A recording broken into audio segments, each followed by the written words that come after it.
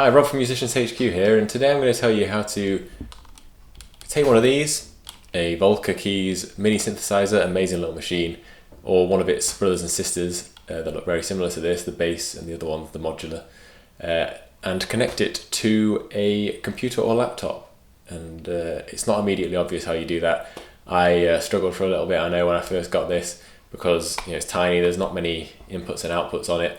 But there is a simple way to do it. It only takes a couple of minutes, so I'm going to show you how to do that in this short video. If you do like this video, then please do give it a like, and also subscribe to the channel below for many more tips and tricks videos for all sorts of things around recording music at home.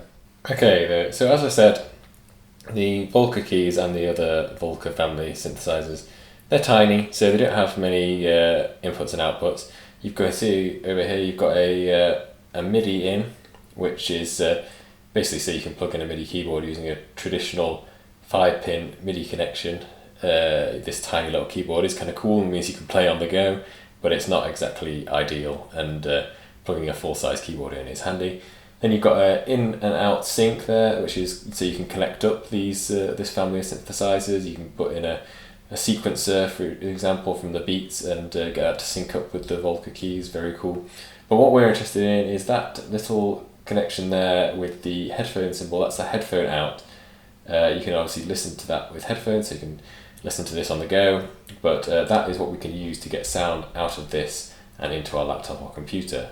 So the cable I'm going to use in this, and there's a few different cables you can use, any way that you can find to get that into your computer will work, but this is the best way I've found. So what we want to use is we need to get the audio signal out of this and convert it into a digital signal that the computer can understand.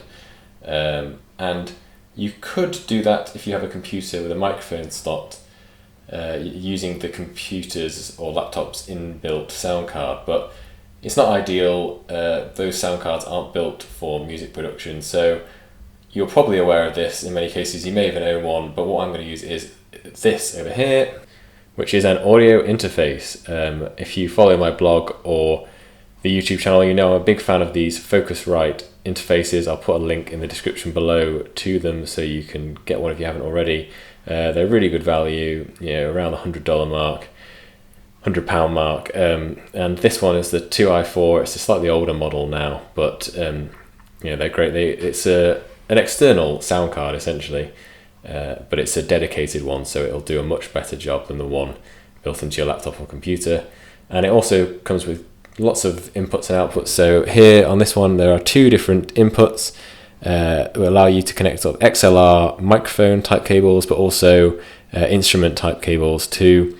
So there's two there, and then lots of knobs and things so you can control various levels and stuff. It's just really handy to have one of these in the home studio if you haven't got one already.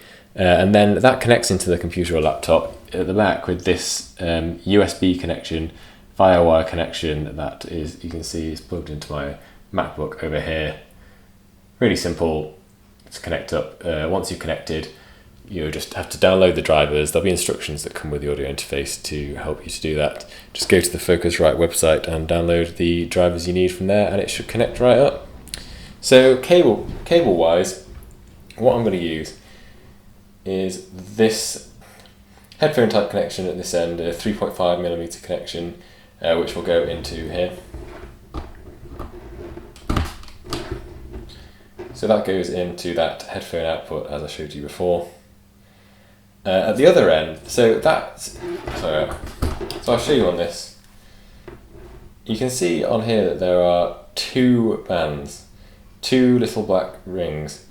And that means that it is a stereo type connection, and this is capable, the Volca Keys, of outputting sound in stereo. So we're outputting in stereo two different, essentially left and right signals to your left and right speakers or your left and right ears in your headphones.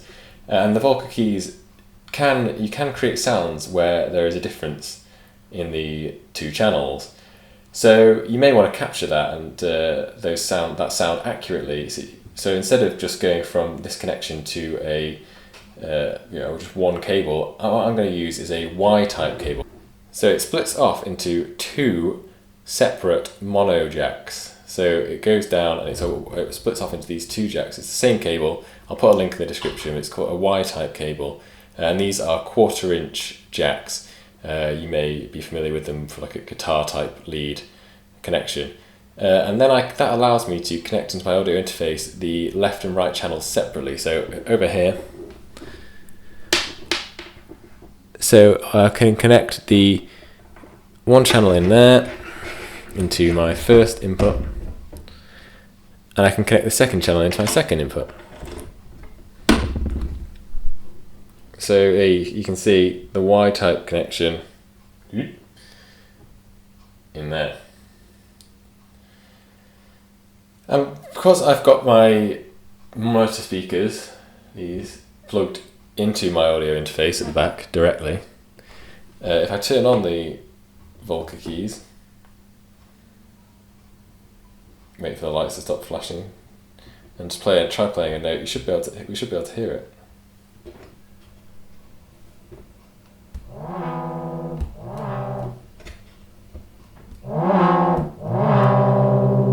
I mean, I don't know what that horrible synth noise is, but you get the idea, it's working. So now I'm just going to go into Ableton Live on the computer to show you how you would then record that. Okay, so if we go into Ableton Live as an example here, which is the DAW software I use, I've connected my audio interface that I showed you earlier via USB. I just need to go into the preferences just to check that's actually selected as my audio input device. It's not, so I just need to change that. It should come up automatically. It hasn't. That's because, so if I plug in the USB there,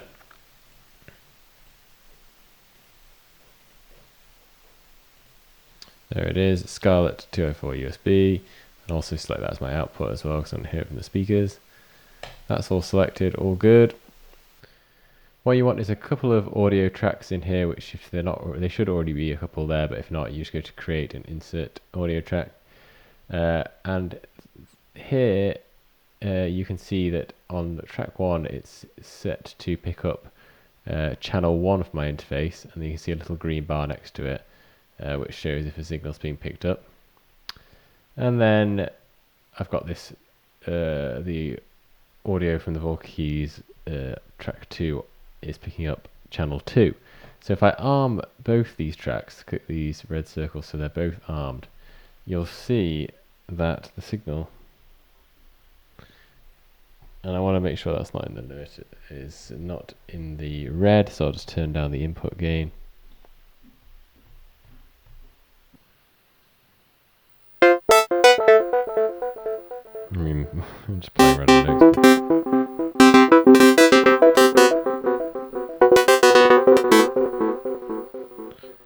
You get the idea. I never know what to play on these when I'm showing a demo. Always just ends up being a horrible mess. But you know, if you can record 2 tracks, so you can manipulate the left and right channels there, or you can simply do it to 1 track. So you could just have 1 track there and then select 1/2, so both, it's recording both channels, but you're still getting that stereo sound.